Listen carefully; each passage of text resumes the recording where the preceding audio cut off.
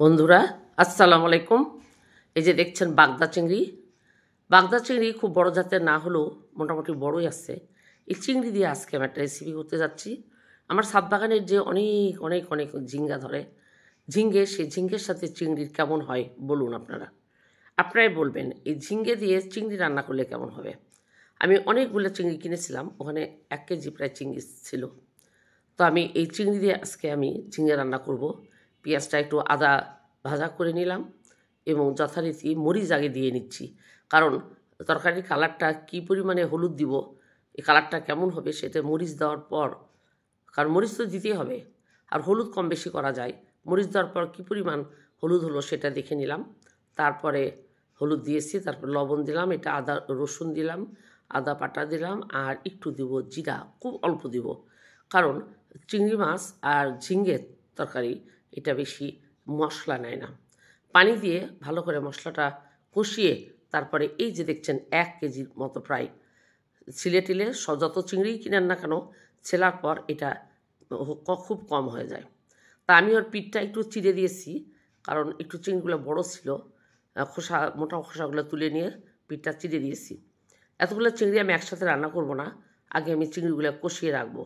সব চিংড়ি একসাথে কষালাম এবং কষাচ্ছিও, বাস কষানো হয়ে যাচ্ছে, হওয়ার পথেই সেই চিংড়িগুলার গায়ে রস একদম মেরে দিয়ে আমি এটাকে একটা পাত্রে সুন্দর করে তুলে নিব। নিয়ে আবার পাত্র পরিষ্কার করে আবার এখানে তেল দিলাম, দিয়ে আবার পেঁয়াজ দিব আমি, কারণ ওই পেঁয়াজটা ছিল ওই চিংড়ির জন্যে।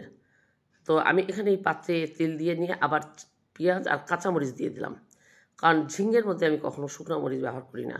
একটু লাল লাল করে নিলাম, করে এই যে ঝিঙ্গা ছেড়ে দিলাম। এই যে দেখেন একটা ঝিঙ্গা আমি কাটিয়ে নিই, এরকম হয় রান্নার ক্ষেত্রে।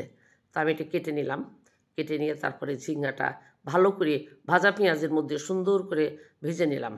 ভেজে নিচ্ছি কেন, যে ঝিঙ্গা থেকে প্রচুর পরিমাণে পানি বের হবে। একটু লবণ দিব আমি, লবণ দিলে আস্তে আস্তে ঝিঙ্গাগুলা একদম নরম হয়ে যাবে। তারপর আরেকটু লবণ দিয়ে দিলাম, কারণ মনে হলো যে একটু কম হবে। তো লবণ দেওয়ার পর আমি ঢেকে দিই। ঢেকে দেওয়ার পর দেখেন পানি বের হচ্ছে একটু একটু করে। হালকা একটু শুকনো মরিচ দিলাম, কারণ যদি ঝালটা খুব কম হয়, যার জন্যে আবার আদা রসুন এবং জিরা বাটা দিয়ে দেবো একটু একটু করে।